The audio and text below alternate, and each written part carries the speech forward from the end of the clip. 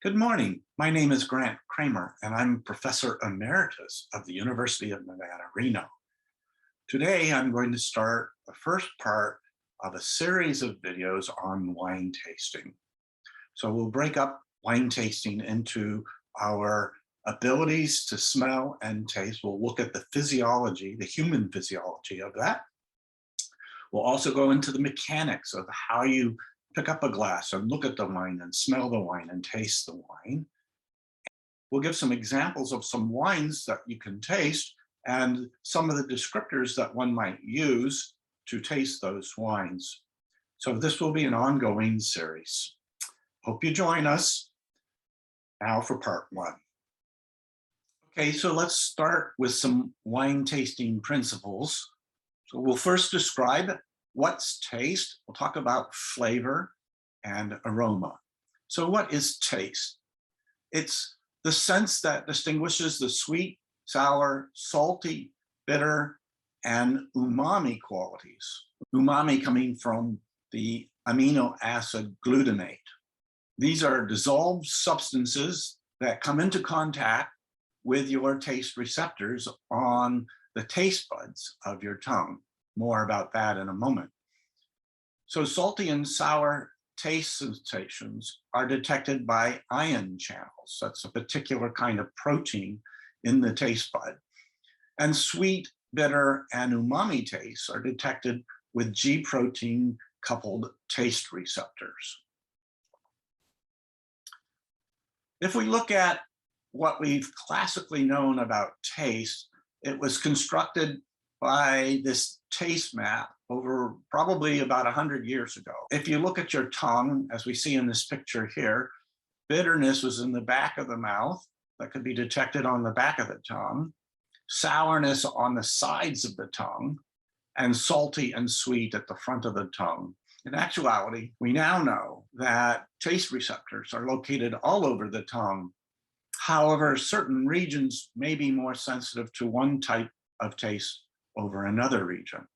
So although we have this classic tongue map as a general principle, there's some question as to how accurate it really is. And in fact, your tongue might be quite different from someone else's tongue. So part of your exercise for the future is to determine in your own mouth, on your own tongue, where you detect these components of taste: sweet, sour, astringent, bitter, and umami. So as I mentioned, we have taste buds on the tongue.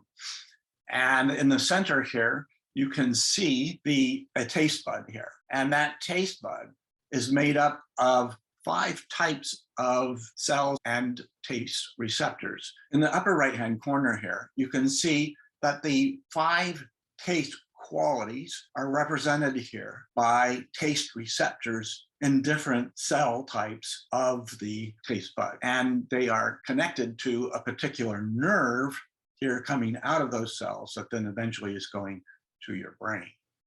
So we have identified the proteins, the molecules that are responsible for detecting these flavor components, these taste components, the sweet, the bitter, the umami, the salty, and sour, by these different proteins. And up in the upper right-hand corner, each one of these is representing a different protein that does the detection of these components. So we know the molecular structures and we know where they're located. And in fact, if you look at the tongue, there are lots of different kinds of taste buds on the tongue and different areas of the tongue, which is outlined here. We have different papillae, which are multiple of one papilla. They have different structures within them. We know that there are 5 to 100 taste buds within a papilla. It varies, of course.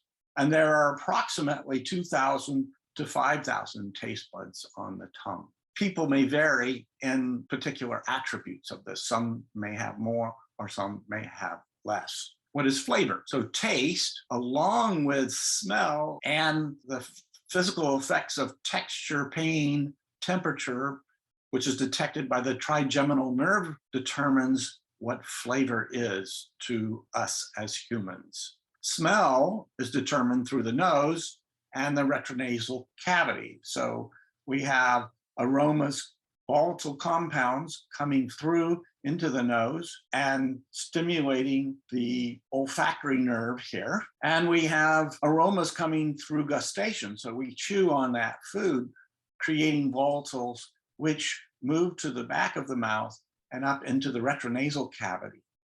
So we have two types of olfaction. We have orthonasal olfaction through the nose and retronasal olfaction from chewing. And this is, in fact, the bigger contributor, the retronasal olfaction. So the olfactory system has about 100 million receptors. So again, we can see here another image with gustation, with smell, orthonasal olfaction and retronasal olfaction, all contributing to our detection of flavor. The perception of flavor, that is taste, aroma, and texture, is dependent upon the human olfactory system. The odorant receptors are localized on olfactory sensory neurons, which occupy a small area in the upper part of the epithelium, as seen here. Every olfactory receptor cell expresses only one odorant receptor. On activation, signals from the olfactory receptor cells are relayed in the glomeruli, well-defined microregions of the olfactory bone. Receptor cells of the same type are randomly distributed in the nasal mucosa, but converge on the same glomerulus. In the glomerulus, the receptor nerve endings excite mitral cells that forward the signal to higher regions of the brain. And this is illustrated here in this image. So down here in the bottom, we can see where there are odorant molecules that are arriving and stimulating the receptors, as also shown here. The olfactory receptor cells are activated and send electric signals. Those electric signals are then sent to the glomeruli here. Each one of these is a glomerulus, and those signals are then transported to higher regions of the brain. So here we have an overall image of this olfactory system at the top of the retronasal cavity here. So now that we know what our human physiology is like and how we taste and what we taste, let's talk about individuals for a moment. Everyone tastes differently. Some of us are good tasters, like super tasters, which may or may not be beneficial, as I'll explain in a moment. Others of us, most of us, are average tasters. And then there's a few of us that can't really taste anything at all. We have differences in our taste receptors. Everyone has a different number of receptors, but also different sensitivities to particular molecules.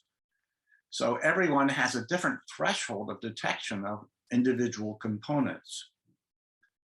Super tasters have a heightened ability to taste, especially bitterness. As I said, there are some benefits and there are some negatives. Unless you really like bitterness, and most people don't, this is not a desirable characteristic to be tasting. There's a greater tendency for Africans, Asians, and South Americans, as well as women, to be super tasters.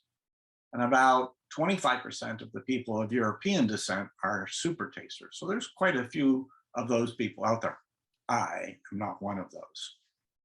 However, just because you're not a super taster doesn't mean you don't taste things. And you can't say that something tastes this way or that way to somebody else, because we all taste differently. It's pointless to argue about taste and what we like or what we don't like, or what we think is good or not good, because to one person, something will be good, and another person that'll be terrible. And for that other person, there'll be something that's terrible that you'll think is actually very good.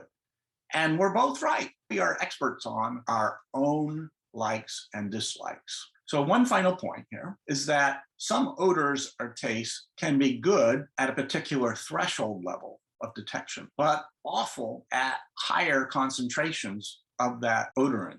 So a couple of examples of that are, for example, the compound Indole, which Indole is in wine. It has at very low concentrations the smell of flowers, for example, orange blossom or jasmine.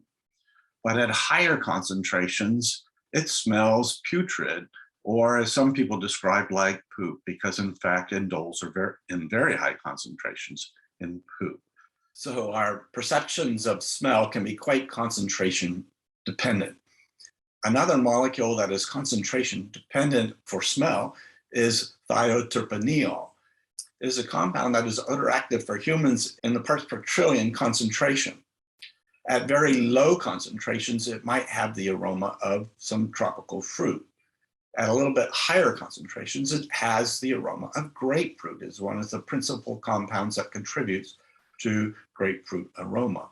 But at higher concentrations, it can smell like garbage. In other cases, it's the synergistic effects of different compounds creating a combinatorial effect that creates an overall fragrance or smell or aroma. So in summary, flavor is complex. It's dependent upon the taste that we have in our mouth, on our tongue, but also the olfactory characters, the odors that we detect, not only through our nose, but especially through our retronasal cavity. If you close your nose by pinching your nose, or even those that have had colds, we know that we don't smell or taste the same way. And in fact, we can almost block entirely our sense of smell. Another important point is that alcohol influences the volatility of these compounds in our glass of wine. And the concentration of alcohol will cause some odors to disappear or to increase depending on the particular interactions that that volatile compound has with the alcohol. The shape of the glass is also important. And in an upcoming video, we will talk about the shape of glasses. And in another video, we'll address the trainability of our noses. In fact, we can, in some cases, train ourselves to be able to detect aromas, although our accuracy is probably only about 50% for most people. Some have absolutely perfect memory about smell, but they are a rare individual. And in another video, we'll get into the descriptions or descriptors that we can use to describe wine and different kinds of wines. If you like this video, please like this video and subscribe to my YouTube channel to be informed about future or past videos that I have produced. Well, that's it. Hope you enjoyed this video. Have a great day.